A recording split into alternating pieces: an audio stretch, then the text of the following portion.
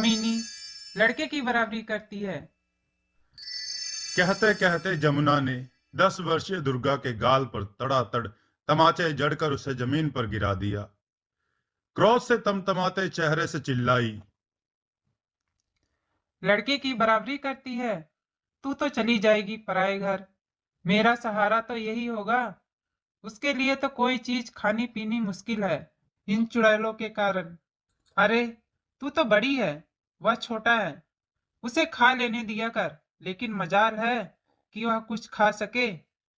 आंखों में आंसू भरे दुर्गा आहत मन से जमुना को देख रही थी। आखिर ऐसा क्या कर दिया था उसने? आम ही तो ले लिए थे कुलदीप से। कुलदीप 2 आम तो खा ही चुका था, अब तीसरा आम खा रहा था। जब उसे आधा भी नहीं दिया तो उसने छीन लिया। दुर्गा का मन अब विरोध पर उतर आया। क्या मेरा मन नहीं चाहता कोई अच्छी चीज खाने के लिए?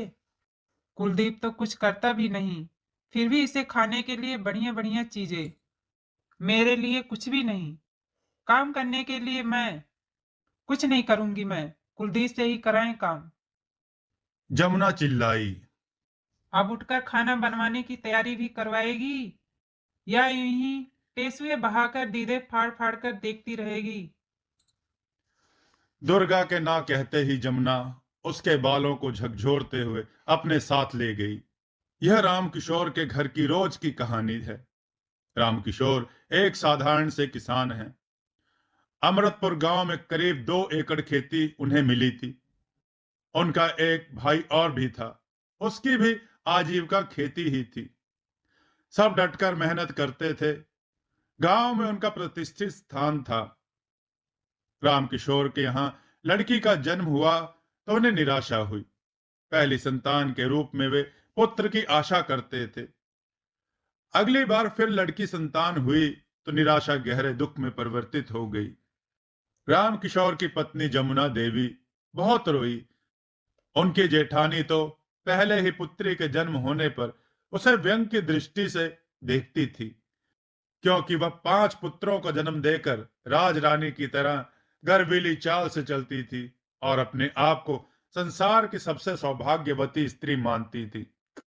भगवान की कुछ ऐसी शुभ दृष्टि उस पर पड़ी थी कि कन्या नामक विपत्ति उनके यहां नहीं आई थी। जमुना उसकी घमंड से भरी बातों से पीड़ित होकर घुटती रहती थी और उसकी यह कुंठा उन दोनों मासूम बच्चियों पर प्रताड़ना बनकर उतरती थी।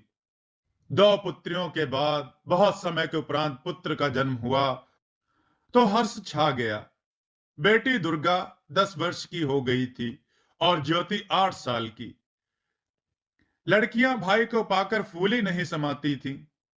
अपनी छोटी उम्र के बावजूद दुर्गा और ज्योति मां की दौड़ दौड़ कर सेवा करती। भाई को बड़े स्नेह और उल्लास से गोद में लेकर खिलाती। पर ग्रामीण सोच के अनुसार कुछ ऐसी बात थी कि वे कोई भी काम करती पर उनको कोई वाहवाही या कोई अच्छी बात सुनने को नहीं मिलती। उन्हें हमेशा ताने ही सुनने को मिलते थे। कभी अपनी ताई के घर जाती तो वे ठंडी सांस भरकर कहने लगती। दो दो शादियों की चिंता बेचारे रामकिशोर पर है। लड़कियां तो लौकी की बेल होती हैं, दिन दुगनी रात चौगनी बढ़ती हैं। चाहे घूरे पर डाल दो, फिर भी पनपती ही चली आती हैं। आज इनकी जगह बेटे होते तो कुछ सहारा देते।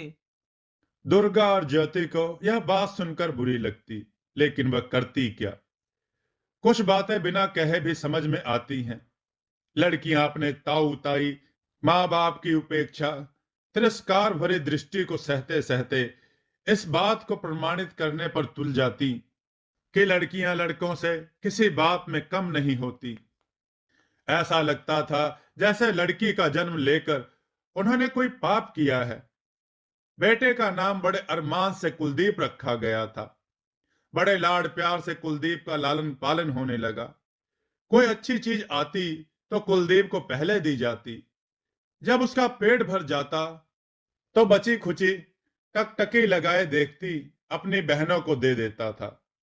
लड़कियों की आदत हो चुकी थी। अब तो ऐसा होता था कि वे पहले ही कहने लगती थी। भैया को खिला दो। हमारा क्या होगा? भैया को पढ़ना है, लिखना है, कुछ लायक बनना है। लड़कियों को गांव के सरकारी विद्यालय में दोपहर के भोजन और ड्रेस के लालच में दाखिल करा दिया गया था। उन्होंने अपने जीवन का ध्येय बना लिया कि हमें कुछ करना है। समय पंख लगाकर उड़ता गया। इस बीच बहुत से परिवर्तन हो गए थे। दुर्गा का भाई कुलदीप अच्छी नौकरी कर रहा था। इतने दिनों में उनके तहेरे भाई भी अब अच्छी उन्नति करके शहर में चले गए थे। अब चलन है लायक होते ही सबसे पहले गांव छोड़कर शहर में बस जाना। चलन क्या, यह मजबूरी भी है, क्योंकि गांव में सब सुविधाएं नहीं होती। लेकिन गांव के बूढ़े लोग अपनी जड़ नहीं छोड़ना चाहते, शहर में रम नहीं पाते हैं। यहीं से झगड़े की शुरुआत होती है। ज्योति की ताई धनवती शहर में अपने बेटे के पास रहने गई थी। मैंने अकेले ठेका थोड़े नहीं लिया है। तो वहां से दूसरे बेटे के पास, दूसरे से तीसरे बेटे के पास, ऐसे डोलती डोलती और अपमान के घूंट पीती आखिरकार निराश होकर घर लौट आई। इतना बड़ा परिवार था, पर अब घर सुनसान पड़ा था। पंछी पंख निकलते ही उड़ चुके थे, घोंसले उजड़े पड़े थे।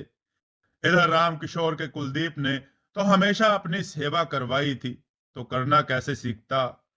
जमुना की कैंची जैसी जबान जिससे वह अपनी बेटियों को घायल करती आ रही थी, बहू को रास नहीं आई और वो अलग हो गई। कुलदीप जहां नौकरी करता था, वहां अपनी पत्नी को भी ले गया। अब वह राम किशोर और जमुना के लिए थोड़े रुपए भेज देता था। इतने कम रुपयों में उनकी गुजर बसर भी नहीं हो पाती थी। थोड़े ही दिनों में उनका हाल बहुत खराब हो गया। अब खाने पीने के भी लाले पड़ गए थे। बुढ़ापा हावी हो गया था, बल परास्त हो गया था। अब कुछ करना भी मुश्किल पड़ रहा था। दुर्गा अपने माँ बाप को अपने साथ ले गई। राम किशोर जमुना को अब बिस्तर पर ही चाय मिलती, अच्छा खाना, धुले कपड़े सही समय पर मिलते। उनका स्वास्थ्य संभल गया था। गांव में लाचारी और भुखमरी के इतने दिन बिताने के बाद जमुना पश्चाताप करते हुए अपना स्नेह सौ सौ गुना करके दुर्गा और उसके बच्चों पर लुटाती है। जमुना उसी जुबान का प्रयोग अब कुलदीप को धिक्कारने में करती है। अपने भाई की बीमारी का समाचार सुनकर राम किशोर गांव आए। उन्हें देखकर उनके भाई और भाभी की आंखों में आंसू भर आए। उनके बेटों में से कोई उन्हें देखने तक नहीं आया था। अपने भाई को देखकर उनके मुंह से यही निकला, काश मेरी भी बेटी होती। हम आपकी बेटियां नहीं हैं क्या? ज्योति और दुर्गा ने कमरे में कदम रखते हुए कहा। रिश्ते हुए घाव पर मरहम लगते ही अब आंसू बह निकले। एक आह के साथ मुंह से शब्द निकले, भगवान एक बेटी सबको दे, ताकि कोई भी माँ बाप बेसहारा ना रहे। अपनी जीत पर दुर्गा और ज्योति की आंखों में खुशी के आंसू भर आए।